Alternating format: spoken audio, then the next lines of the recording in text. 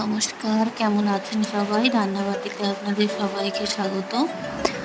আজ আমি বানাবো নতুন ধরনের এক ছাতুর রেসিপি। চলুন দেখা যাক কী বানাই। আর এই ছাতুটা কী আমি সেটা একটু আপনাদের সাথে পরিচয় করিয়ে দিই।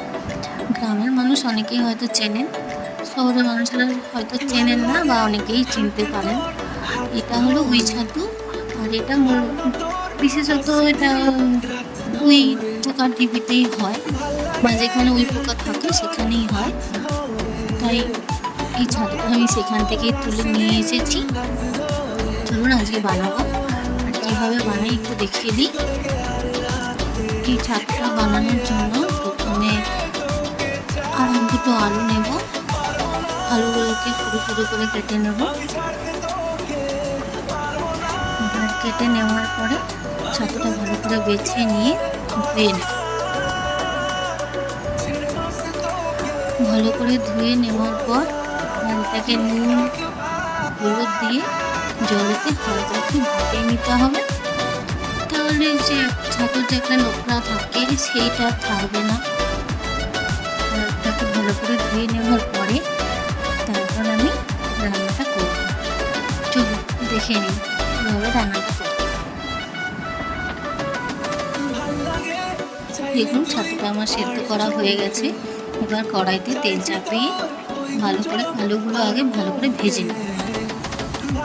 আলুগুলো যেহেতু ছোটো ছোটো করে কেটেছি, খুব একটা ভালো তাড়াতাড়ি ভাজতে হবে না, এমনি ভালো করে একটু লাল লাল করে ভেজে নিলেই হবে। আলুটা ভাজা হয়ে গেলে ওটাতে পেঁয়াজ দিয়ে দেবো। সেটাতে খুব বেশি মশলা লাগে না, সামান্য একটু নুন, হলুদ, লঙ্কা গুঁড়ো, একটু জিরে গুঁড়ো দিলেই হবে। আলুগুলো এবার ভালো করে ভেজে নিই।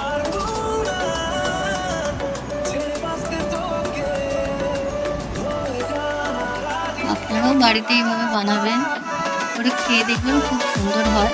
যদি উই ছাতু পাওয়া যায় তাহলে করে দেখবেন, না হলে এমনি যে আমরা ঘরেতে যে ছাতু হয় পোয়াল ছাতু, সেই ছাতু দিয়ে করলেও হবে। মাশরুম দিয়েও অনেকে করেন, সেটা করলেও হবে।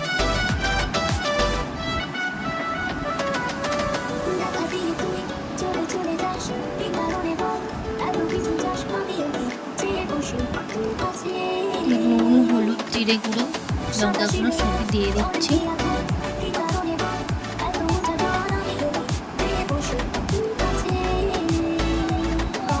ভালো করে ভাজতে হবে। ভালো করে ভেজে নেওয়ার পরে এবার ছাতুগুলো যখন দেবো, ছাতুটা জল, যেহেতু জল ছিল ওতে, জলটা ভালো করে একটু নিংড়ে দিতে হবে।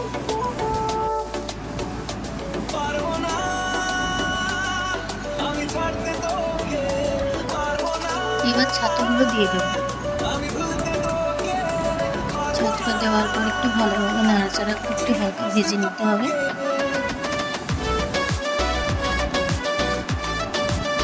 আমি যেহেতু আগে ছাতুটা ভালোভাবে ভেজে নেওয়ার পরে এবার আমি জিরে গুঁড়ো, লঙ্কা গুঁড়ো দিয়ে দেবো। আগে আমি দিইনি জিরে গুঁড়ো, লঙ্কা গুঁড়ো, আপনারা চাইলে আলুর সঙ্গেও দিতে পারেন বা পরেও দিতে পারেন। চলুন এটা একটু ভালো করে ভাজা ভাজা করে নিই হালকা। তারপরে এবার একটু জল দিয়ে দেবো, অল্প একটু জল দেবো, কারণ যেহেতু ছাতুটা সিদ্ধ করা ছিল সামান্য একটু জল দেবো, কারণ আলুটা ভালো করে সেদ্ধ হতে হবে। আলুটা ভালো করে সেদ্ধ করার জন্যই জলটা দিলাম।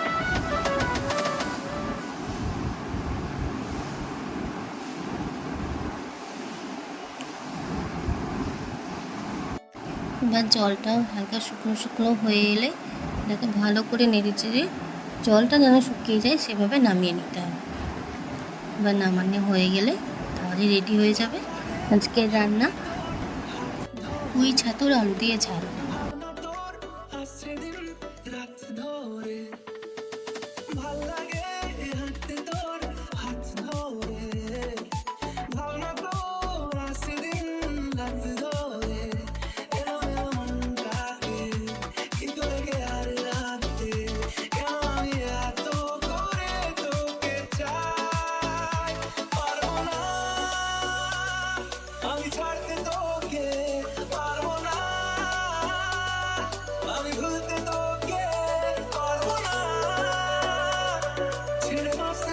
এবার জলটাও হালকা শুকনো শুকনো হয়ে এলে এটাকে ভালো করে নেড়ে চেড়ে জলটা যেন শুকিয়ে যায় সেভাবে নামিয়ে নিতে হবে।